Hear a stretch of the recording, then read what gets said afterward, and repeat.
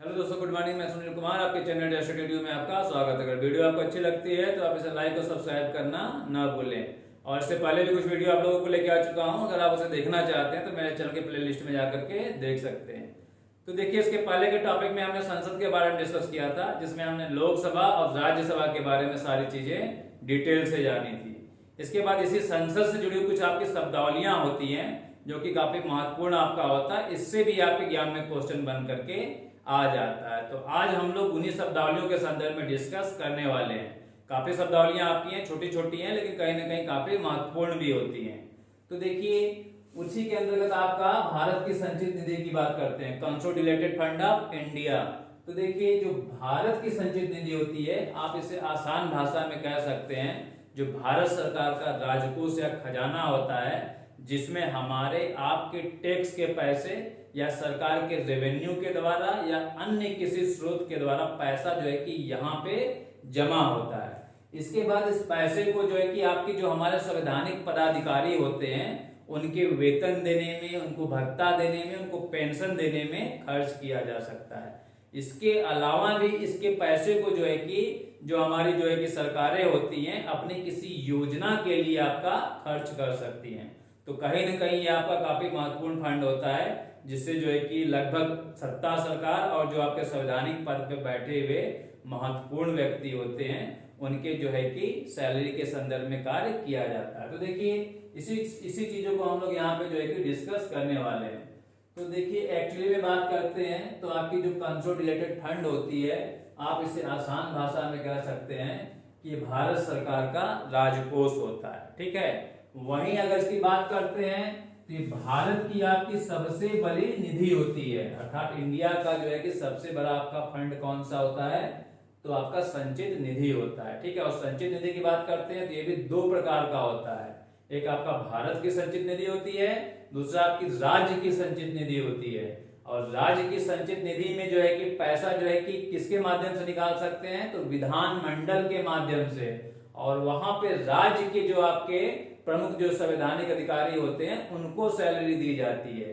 लेकिन जब केंद्र की बात करते हैं, इंडिया की बात करते हैं, तो इंडिया के जो आपकी जो है कि जो संवैधानिक पद पे बैठे हुए हैं, और यहाँ पे संसद की अनुमति से हम लोग पैसा निकाल सकते हैं। तो अब इसके बाद पहले केंद्र पे चलते हैं भारत की, उसके बाद जो है कि राज्य की संचित निधि में भी हम लोग देखेंगे। तो देखिए, अगर भारत की संचित निधि की बात करते हैं तो भारत की जो संचित निधि होती है, ये सबसे बड़ी आपकी फंड होती है, जहां पे जो है कि भारत सरकार का पैसा आपका जमा होता है। और ये पैसा आपका आता कहां से है, तो हमारे आपके टैक्स के पैसे हो गए, सरकार के रेवेन्यू हो जाते हैं, या फिर सरकार ने किसी को ऋण दे रखा है, उसकी उगाही के संदर्भ में ये सारे पैसे यहाँ पे जमा होते हैं।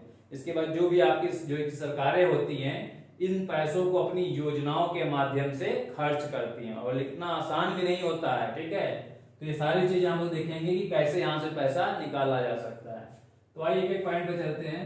तो देखिए, आपका पॉइंट है, भारत की ये सबसे बड़ी निधि होती है, वहीं इसे जो है कि समेकित निधि के नाम से भी जाना जाता है। ठीक है, चाहे आप भारत की संचित निधि कहिए, और चाहे तो इसी को आप लोग भारत की समेकित निधि भी कर सकते हैं, दोनों का मतलब आपका सेम होता है।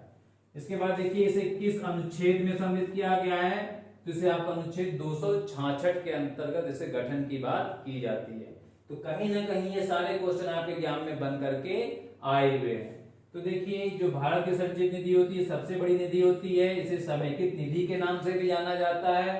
अनुच्छेद 266 के अंतर्गत इसके गठन की बात की गई है, और ये भारत का, आप आसान भाषा में कह सकते हैं कि भारत का राजकोष या सरकारी खजाना होता है।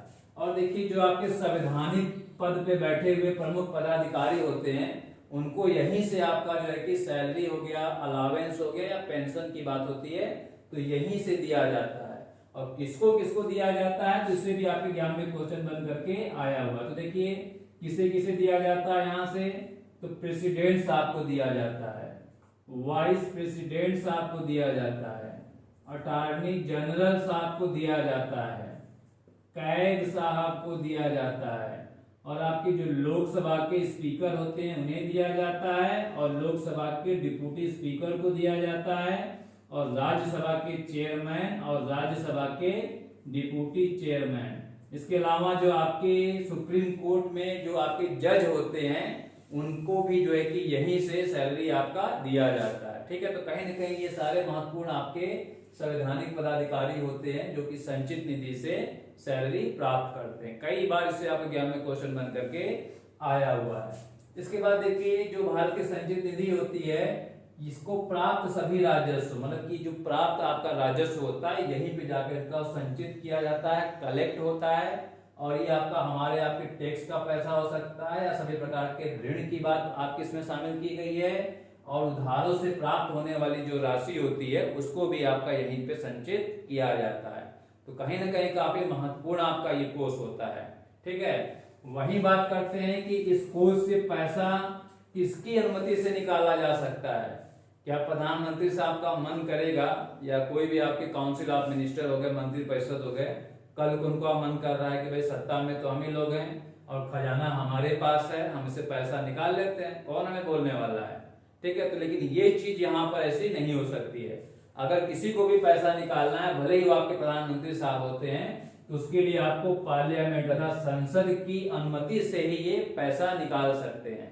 ठीक है, संसद का मतलब तो आपको पता है, लोकसभा, राज्यसभा और राष्ट्रपति। ठीक है, तो संसद की अनुमति से ये पैसा निकाल सकते हैं, और संसद में अनुमति लेने के लिए आपको जो है कि एप्रोप्रिएशन बिल लाना होता है, अर्थात आपका जो विनियोग विधेयक होता है इसके माध्यम से ही जो है कि ये धन जो है कि संसद से निकाल सकते हैं संचित निधि से। ऐसे कोई भी व्यक्ति आपका जो है कि संचित निधि से धन नहीं निकाल सकता है। तो देखिए आपका जो एप्रोप्रिएशन बिल होता है ये इसीलिए लाया ही जाता है कि जो आपकी संचित निधि से आपका धन निकाला जा सके।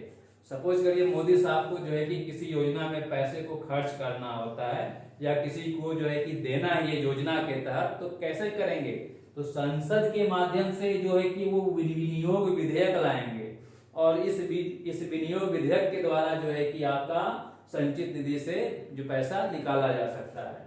और अनुच्छेद आपकी जो है कि 114 में जो है कि एप्रोप्रिएशन बिल की बात की जाती है। तो देखिए अगर एप्रोप्रिएशन बिल की बात करते हैं तो आप कह सकते हैं कि इसमें ज्यादा पावर जो है कि लोकसभा को दी गई है।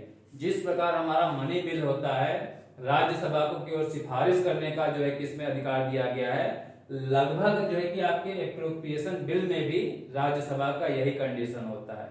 अगर ये बिल आपका लोकसभा में पास हो जाता है तो कहीं ना कहीं मान लिया जाता है कि जो आपकी सरकारें हैं वो कंसोलिडेटेड फंड से पैसा निकाल सकती है। तो इतनी चीजें आपकी काफी महत्वपूर्ण थी, तो एक बार फिर से देख लेते हैं इसको।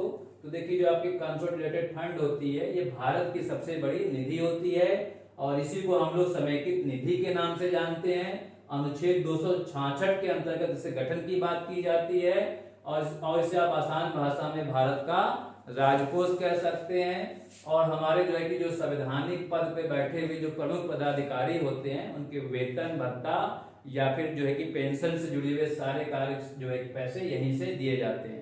और कौन कौन से इसमें आपके सम्मिलित हो जाते हैं, तो राष्ट्रपति साहब हो जाते हैं, उपराष्ट्रपति साहब हो जाते हैं, और आपके जो है कि अटॉर्नी जनरल साहब हो जाएंगे, कैग साहब हो जाएंगे, लोकसभा और राज्यसभा के आपके जो है कि अध्यक्ष लोग हो जाएंगे, और सुप्रीम कोर्ट के आपके न्यायाधीश जो है कि शामिल होते हैं।